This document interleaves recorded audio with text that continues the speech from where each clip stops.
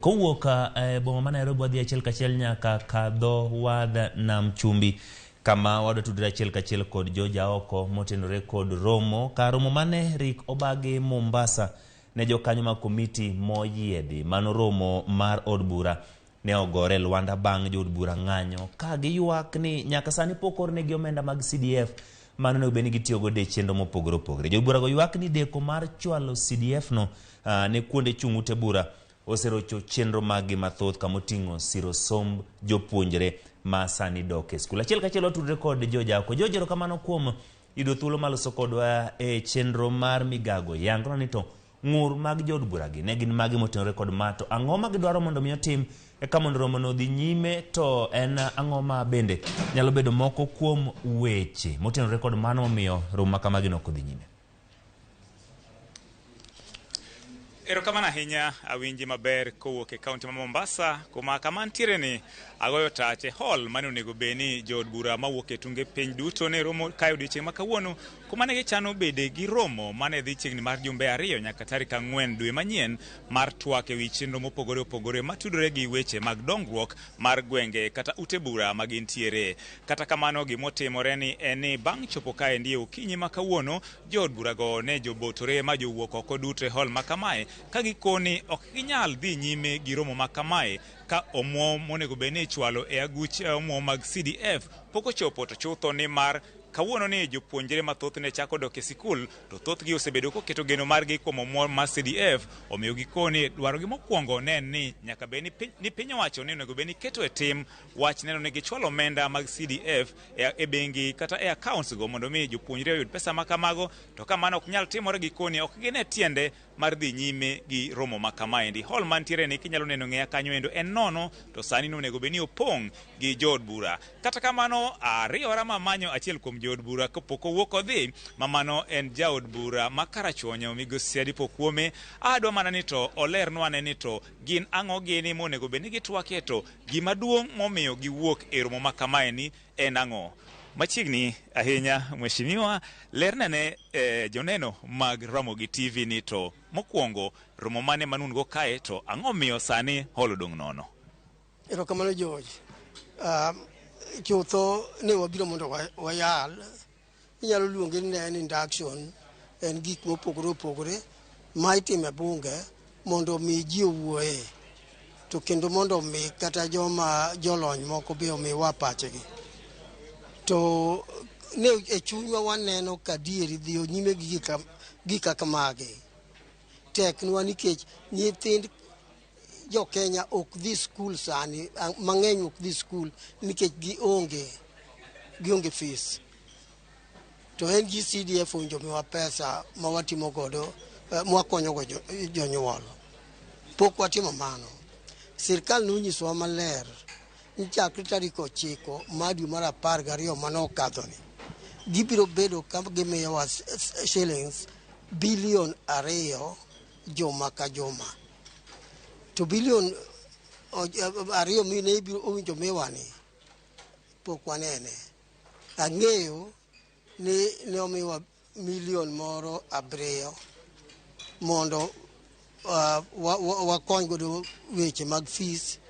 to ok ne fees duto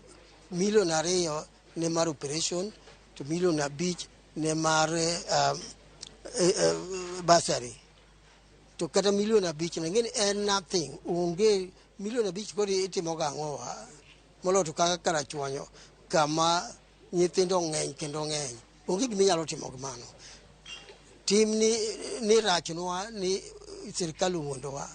nikech nyaka ne akinde nyaka sani pok wayudo gimoro mana matin ma wachono mai mowang'o i jobunge ni ok wanyal bedo ni wabiro kae wayalo mna gik mamoko to wach nyithiwa mok dhi sikul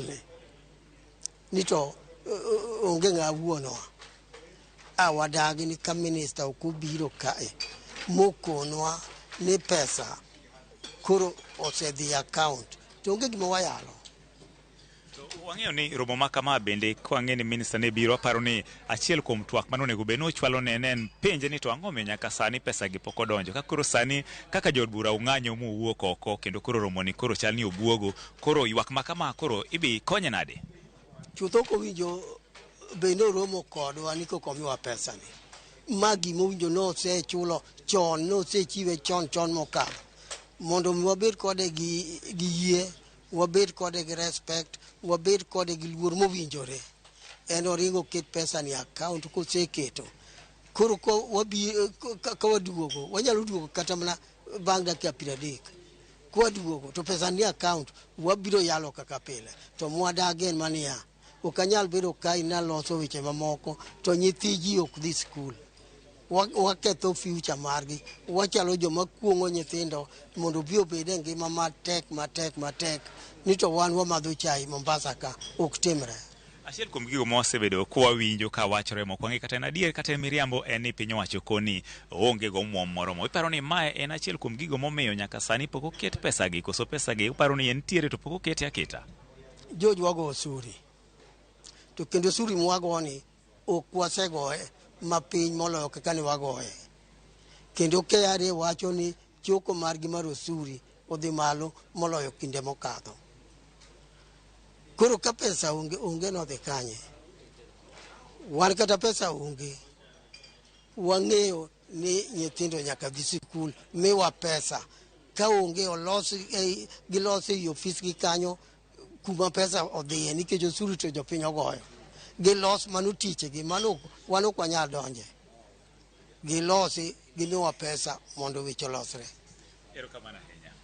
Erokamano ahinya mana kaka iwinjo mano mjumbe mar od bura ma Karachuonyo Migosi Adipo Kuome katemo mana leronwa gino momiyo ging'anyo ne romo mane onego beni bedo kaendi chiegni e thuolo mar jumbe ariyo mabiro ka gitwak e chenro mopogore opogore maluwore gi dongruok mag ute bura kaachiel kuom gino mokoni omono gi bedo e romo ma kawuono en ni piny owacho pok oketo omwom e ogucha omwom mag CDF monego beni konyo jopuonjre to chutho chakre kawuono ni ma jopuonjre onego beni dok e sikunde mopogore opogore. Kowuok e kaunti ma Mombasa ni Ramogi TV, nyinga en George Aoko. Erokamano George Aoko kuom tudri kodwa kendo miyo waler kotenore kod romo mar jood bura mabende awinjo kimiyo dhok kanyo ni obuogo matiende ni ok en mano ma ok ochopo kare to winjo ka jood bura wacho ni gima gidwaro ni koketnegi omenda ok ochuno ni nyaka obi en gino ma koseketo omenda to kata ma bang' dakika 10 to gidhi nyime gi yalo. Jood bura dwaro mondo miyo migi omenda ahinya to mag CDF ka ng'uru margi maduong' en ni jopuonjre onego bed ni dhi sikul to omenda pod ok ochopo ahinya to mago masiro weche mag somo mano bursaries. Kowuok e gwenge makadho